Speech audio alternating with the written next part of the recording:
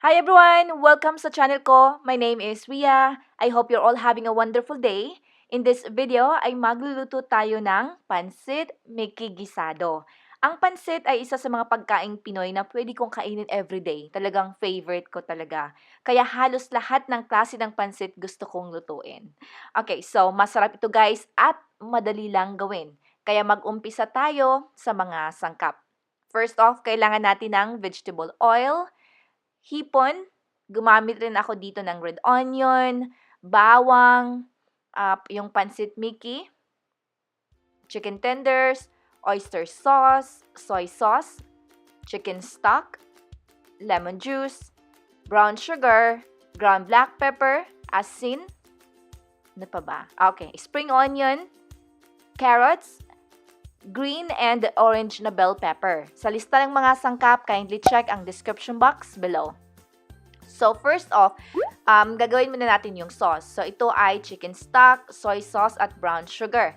Then, haluin natin ito. Kailangan kasi ma-dissolve yung brown sugar. I-add rin natin dito yung oyster sauce at yung lemon juice. Itong combination na ito, guys, masarap. Yan. So, make sure lang talaga na yung brown sugar ay dissolved at iset aside lang muna natin yan. Next, kuha tayo ng wok, lagyan ng vegetable oil on medium heat. Kapag ito ay mainit na, unahin muna nating lutuin yung hipon. So, sa hipon, hindi dapat natin ito i-overcook. So, I would say mga about 2 to 3 minutes lang yan. And then, iset aside na natin. Itong sa akin, maliliit na hipon. So, 2 minutes lang. Sakto na.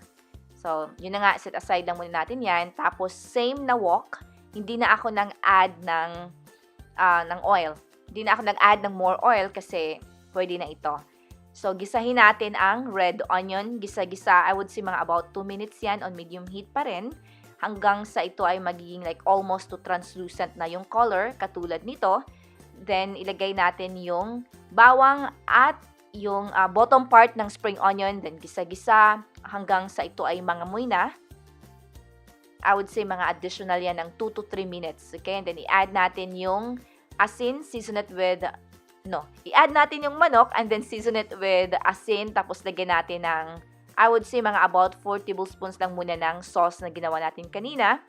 Then haluin lang saglit, tapos takpan, lutuin natin ang tawag dito, yung chicken. Okay? So, while niluluto natin yung chicken, nilagyan ko lang ng warm water yung Miki Noodles para hindi magdikit-dikit yung noodles. So, nakakita nyo dito.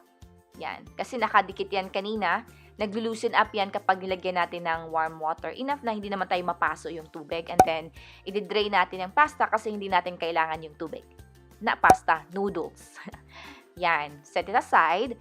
Then, balik tayo doon sa chicken. This is after 6 minutes. Hinalo ko lang saglit and then i-add natin at lutuin rin yung carrots.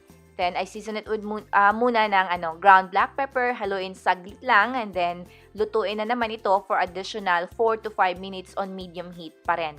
So nakikita nyo dito, nag-drain yung, nawala kumbaga yung sauce, but don't worry, mag-add pa tayo later.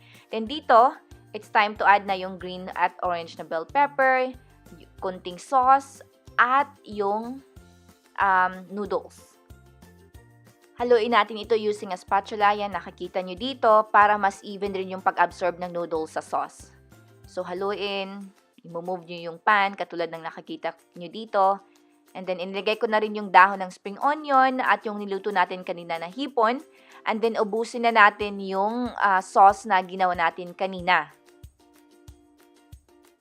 Yan, and then continue mixing kasi importante talaga na haluin natin ito. And then, takpan, lutuin for additional 2 minutes lang. Okay? Yan. So, after 2 minutes, tikman nyo and then i-adjust nyo yung lasa. Pero meron naman akong guideline ng measurements ng ingredients sa description box below. Totally recommend this recipe. I hope na matry nyo and thank you so much for watching. Take care!